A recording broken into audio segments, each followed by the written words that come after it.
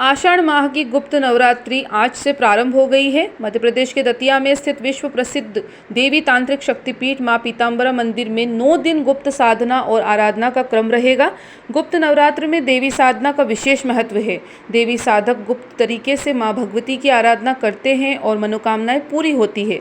देवी पीताम्बरा मंदिर के अलावा देवी रतनगढ़ माता मंदिर पर भी दूर दराज से श्रद्धालुओं का आना जाना लगा हुआ है और जिला मुख्यालय से तकरीबन 70 किलोमीटर की दूरी पर घने जंगल में स्थित अति प्राचीन देवी रतनगढ़ माता मंदिर पर गुप्त नवरात्रियों का दर्शनों के लिए आना जाना लगा हुआ है। श्रद्धालुओं को किसी भी प्रकार की दिक्कत ना हो, इस व्यवस्था को देखने के लिए दतिया के नवागत कलेक्टर स्वप्निल बानखेड़े एवं पुलिस अधीक्षक सूरज कुमार वर्मा सहित तमाम प्रशासनिक अधिकारियों ने वहां पहुंचकर व्यवस्थाओं का निरीक्षण किया। गुप्त नवरात्रि पर देवी साधक गुप्त तरीके से मां की साधना करते हैं।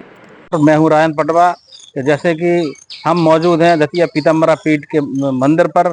जैसे कि आज आषाढ़ माह का नवरात्रि का पहला दिन है और दतिया में पीताम्बरा माई विराजमान है, जहाँ पर लोगों की भारी संख्या में भीड़ है और गुप्त साधना तंत्र में आदमी अपनी मनोकामना के लिए यहाँ तप कर रहे हैं। और पहला दिन है और किस प्रकार का ये है महत्व है इसका? गुप्त नवरात्रियों में भगवती की साधना करने के लिए देश विदेश से सभी जगह से साधक लोग आए हुए हैं और साधना कर रहे हैं। और यहाँ ये निरंतर क्रम वर्षों से चला आ रहा है और साधक गुप्त रूप से अपनी साधना करते हैं, अपने मंत्रों की सिद्धियां प्राप्त करते हैं। माँ बगलामुखी समस्त प्रकार की सिद्धियों को प्रदान करती हैं, इसलिए देश विदेश से सभी लोग साधक यहाँ साधना के लिए आए हुए। आज गुप्त नवरात्रि का प्रथम दिवस है, आज प्रतिपदा है गुप्त नवरात्र की और 4 जुलाई को नवमी होगी। उस दिन भगवती की पूर्णाहुति होगी। यज्ञ अनुष्ठान जो कर रहे हैं, यहाँ पर सत्यचंडी का यज्ञ चल रहा है। पीताम्बरा पीठ न्यास मंडल है। इस न्यास मंडल की अध्यक्षा श्रीमंत वसुंधरा जी सिंधिया जी हैं, जो पूर्व मुख्यमंत्री राजस्थान हैं, और हमारा न्यास मंडल है। उनकी अनुमति से यहाँ सभी पूजा पाठ होते हैं। व्यक्तिगत रूप से कोई यहाँ पूजा पाठ नहीं किया जाता है।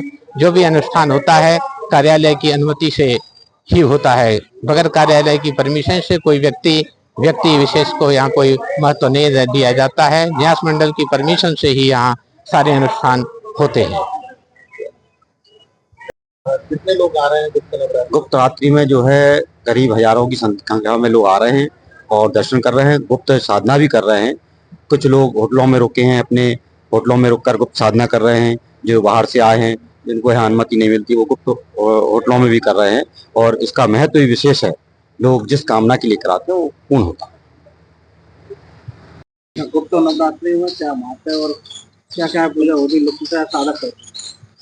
जैसा कि गुप्त साधना के विषय में पहले ही बताया गया है, मंत्रों को 3 प्रकार से कहा गया है, बोल करके, मौन रह करके और एक अत्यधिक तरीके से जो आवाहन इत्यादि के विषय में बताया गया है, उन सब के विषय में। तो इनमें अभी जो गुप्त नवरात्रि उसमें मौन साधना का ज़्यादा महत्व कहा गया है। मंत्रों को मौन रह करके अपने स्वयं के अंदर ऊर्जा का विकास करना और उस ऊर्जा से अध्यात्म रूप में जो ईश्वर हमारे मन क्रम वचन से हमारी अंतरात्मा में समाया हुआ है, निहित है, उसके प्रत्यक्ष दर्शन करने के लिए इन सब विधियों का हम लोग प्रयोग करते हैं। जैसा भगवती के विषय में आप पूछ रहे हैं कि गुप्त नवरात्रि में यहाँ क्या महत्व है, तो जहाँ तक मैं यहाँ जान पाया हूँ और मुझे साधकों द्वारा, गुरुओं द्वारा, पीठ के परम प्राचीन साधक और सहित पुजारियों द्वारा बताया गया है, वो यह बताया गया है कि यहाँ स्वामी जी महाराज द्वारा गुप्त रूप के साथ साथ कुछ उनके व्यक्तिगत नियमों को भी जोड़ा गया है साधना के लिए, जो अन्य जगहों से, स्थान देवताओं से अलग है। और दतिया में मां रतनगढ़ माई मंदिर पर भी दतिया कलेक्टर और पुलिस अधीक्षक ने जाकर जायजा लिया और वहां देखा कि श्रद्धालुओं को कोई परेशानी ना आए। दतिया से राजेंद्र पटवा की रिपोर्ट।